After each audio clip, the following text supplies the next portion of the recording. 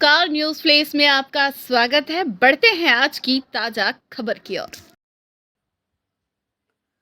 खबर जयपुर से, जहां टोक रोड जयपुर में स्थित होटल रॉयल ऑर्किड के हॉल में महेश पारिक और गुरु परिवार के द्वारा गुरु महाराज साहब का अवतरण दिवस बड़े ही अनोखे, अविश्वसनीय और अद्भुत अंदाज में खुशी और हर्षोल्लास से मनाया गया। कार्यक्रम की शुरुआत गुरु महाराज साहब के पूजन से हुई। कार्यक्रम के आयोजन का मुख्य उद्देश्य गुरु महाराज साहब के साथ बिताए गए पलों को याद करना और अपने अनुभव शेयर करना था, जिसके लिए गुरु महाराज साहब के शिष्यों ने क्रमवार उपस्थित सभी के सामने अपने अपने वाकये और अनुभव शेयर किए, जिनमें सभी को प्रेरणा मिली। इससे गुरु चरणों के साथ साथ ईश्वर के चरणों में भी श्रद्धा और भक्ति बढ़ेगी। जैसा कि गुरु महाराज साहब के शिष्य महेश पारिक ने बताया कि गुरु स्मरण कार्यक्रम नई पीढ़ी को भी उनके विचार, ज्ञान और सत उपदेशों की जानकारी हो, इनमें भी भक्ति भाव बढ़े। गुरु महाराज साहब को याद करके हर वर्ष की भांति इस वर्ष भी बड़े ही खुशी, उल्लास और धूमधाम से मनाया जा रहा है। इसमें हम सब गुरु भाई बहन एकत्रित होते हैं और गुरु महाराज साहब को याद करते हुए उनके साथ बिताए गए पल को अनुभव आपस में साझा करते हुए जीवन को धन्य करते हैं।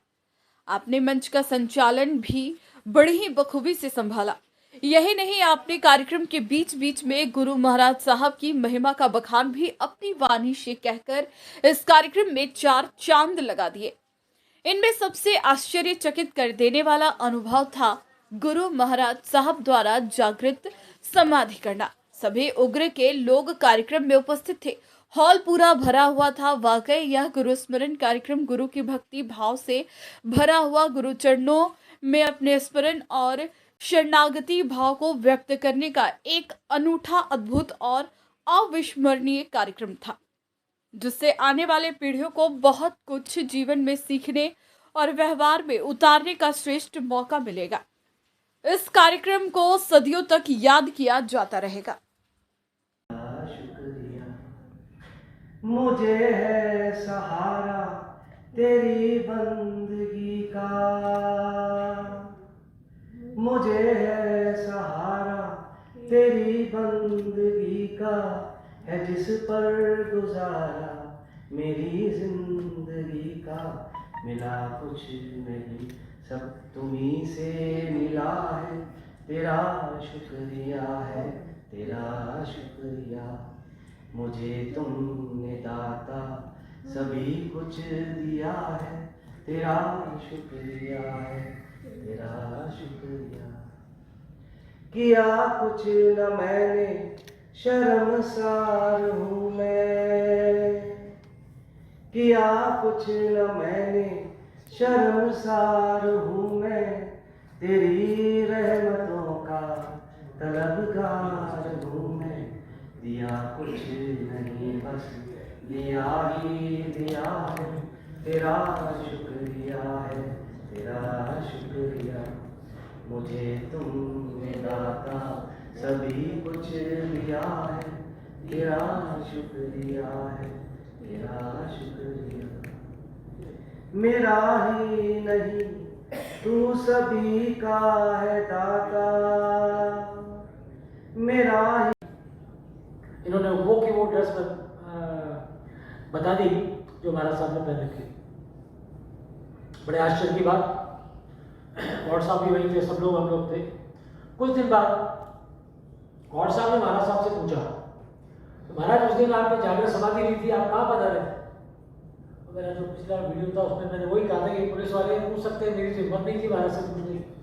और बड़े पुलिस वाले अंदाज में पूछा उन्होंने तरीके से, महाराज साहब बता दें, कृपा करें आप कहाँ गए थे जागरण समाधि?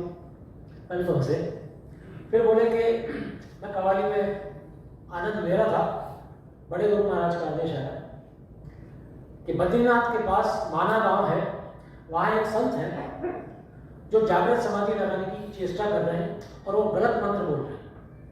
वो मंत्र था आपदामपहर्तारम दातारम सर्व संपदाम लोकाभिरामम श्रीरामम भूयो भूयो नमामि।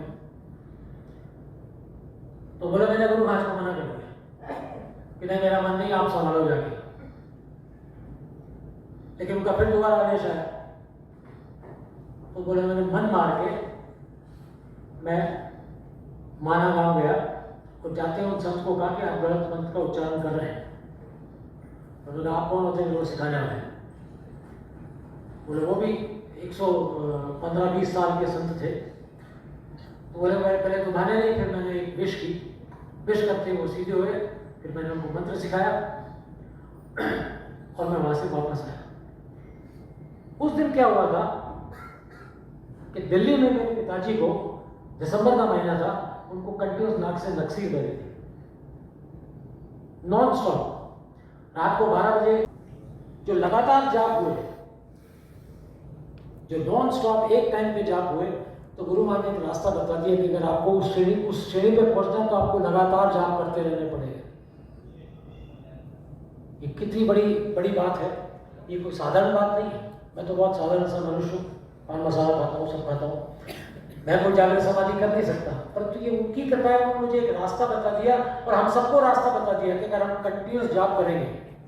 देखिए मैं एक और निवेदन करूंगा, गुरु महाराज का मुख्य उद्देश्य क्या था? उनको न आपके पैसे से मतलब, न आपके पद से मतलब था, न आपके राजनीतिक किसी चीज से मतलब था। महाराज को जिस काम के लिए भेजा गया था वो जन कल्याण के लिए भेजा गया।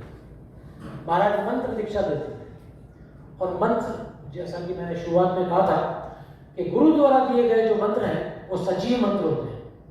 बाजार से आप पुस्तक खरीद के लाइए, कोई भी मंत्र करते रहिए, वो काम नहीं करेगा। गुरु महाराज तो ये फरमाते थे कि आपके हाथ में एक खरबूजा है, एक में छुरी है, आप काट रहे हैं लेकिन कट ही नहीं रहा। क्यों नहीं कट रहा? उस छुरी में धार नहीं। गुरु द्वारा प्रदत्त मंत्र नहीं है तो आपका कल्याण नहीं होगा। तो गुरु महाराज जो यहाँ हम लोगों का भला करने आए, कितने किस्से आप लोगों के पास होंगे, किसके बच्चे बीमार हो गए वो ठीक हो गए, किसी का ऑपरेशन हो गया वो ठीक हो गया, किसी की नौकरी नहीं थी उसको नौकरी लग गई, किसी का शादी नहीं हुई थी शादी हो गई, जिसके बच्चे नहीं थे बच्चे हो गए। अब मैं किस्सा बताता हूँ बुरटवाड़ा का। हम लोग गए जसवंत सिंह जी साहब के यहाँ,